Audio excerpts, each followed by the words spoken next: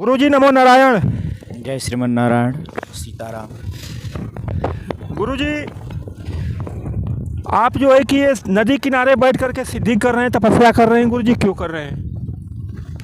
ये मन को शांत करता है जी और ज्ञान वैराग्य की प्राप्ति होती है। इसलिए माँ गंगा के पावनी स्थल पर बैठने के बाद जी मन जो है शांत हो जाता है, एकाग्रचित हो जाती है। वाह।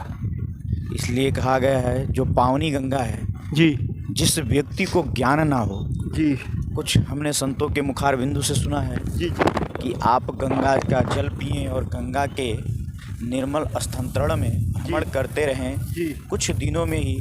ही उस व्यक्ति को ज्ञान की प्राप्ति हो जाती है। जी संतों का हाँ। समागम ही संगम कहलाता है। जी जी जैसे हम पूरे वर्ष अगर अपने ज़िंदगी यापन करते हैं, अगर पूरे वर्ष अगर घूमते और फिरते रह जाएंगे, जी। फिर भी हम एक साथ सारे संतों के दर्शन नहीं कर सकते। जी। लेकिन यहाँ आने का प्रायः कारण ये है कि यहाँ हिमालय से लेकर के अनंत कोटि से पूरे जगत से जी। संत यहाँ पर पधारे हुए हैं। जी। आप कितने भी धन संपदा कमा कर भी उन संतों को आप बारी बारी से दर्शन नहीं कर सकते, लेकिन कुंभ ऐसी स्थान है जहाँ पे आप सर्वत्र संतों के दर्शन एक साथ ही कर सकते हैं। इसलिए कुंभ आने का प्रयस्त रथ सबसे बड़ा यही है। कुंभ आने का मर्यादित चीज़ यही है।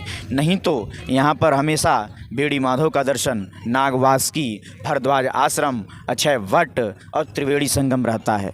लेकिन यही संतों का समागम ही सबसे बड़ा केंद्र है। इसी को महाकुंभ कहा जाता है। कहते हैं विप्रधेनु सुर संत लिन्ह मनुज अवतार, निज इच्छा निर्मित तनु माया गुण गोपार। वाह। हम उस भारतवर्ष में नवयुवकों को एक प्रेरणा देना चाहते हैं कि बिनु सत्संग विवेक न होई, और राम कृपा बिनु सुलभ न सोई। वाह।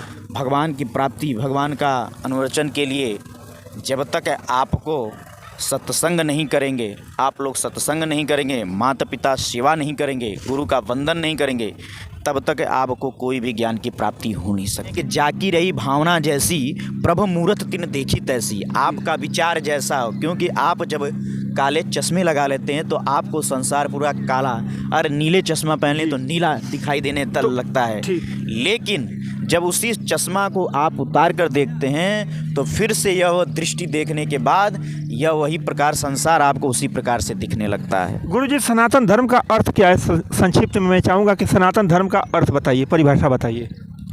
सनातन धर्म है क्या?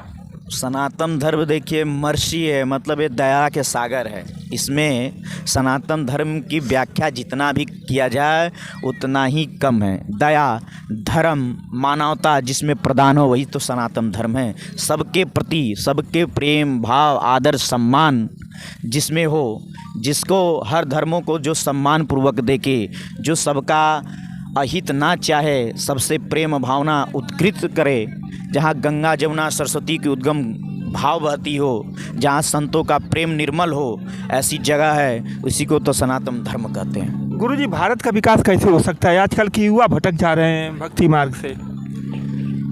विचरने का कारण है युवा की भक्ति का सबसे बड़ा है योग ध्यान। उनको अपने से या किसी गुरुओं के सानिध्यता में वह योग करें, और योग करने से उनके मन को शांत होगा। और कहा गया है कि संतों की ही कृपा से उनको ये सब सुलभ हो सकता है। वह सत्संग में जाएं, माता पिता का सेवा करें, गुरु चरणों में वंदन करें, और उनका विकास होता जाएगा धीरे धीरे। क्योंकि कर्म प्रधान विश्व करी राखा, आज जो जस करत सही फल चाखा। लेकिन कर्म प्रधान है, उनको तो कर्म करना ही पड़ेगा।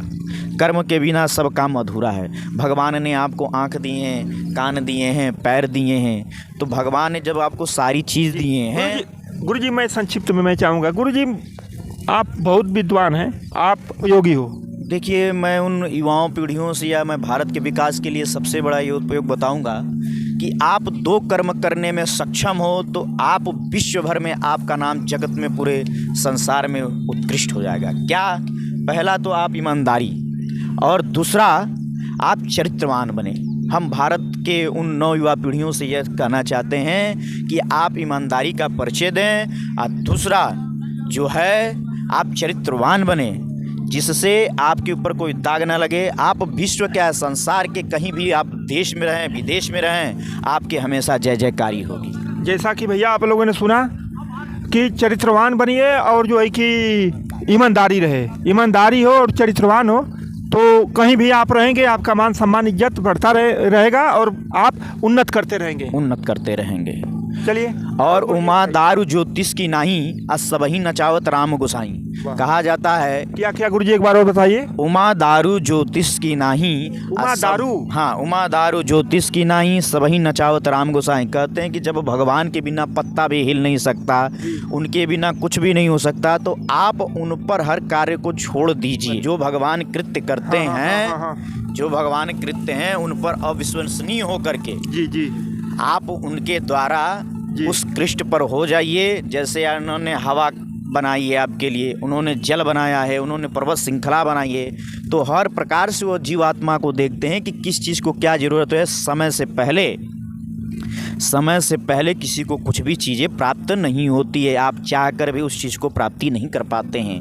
भगवान ने जो आपको चाहा है वो अपने आप मंजिल पर जरूर ही पहुंच जाएंगे। आप सत्कर्म करिए, सत्य बोलिए, राहों को पकड़िए। मेरी गारंटी है 100%, 100% की गारंटी है कि अगर जीवन में आपने कुछ भी इस चैनल के माध्यम से इन बंधु के द्वारा बताई हुई कोई भी बात को एक भी आपने सुन करके उस पे अनुसरण कर लिया, आपका जीवन धन्य और पवित्र हो जाएगा।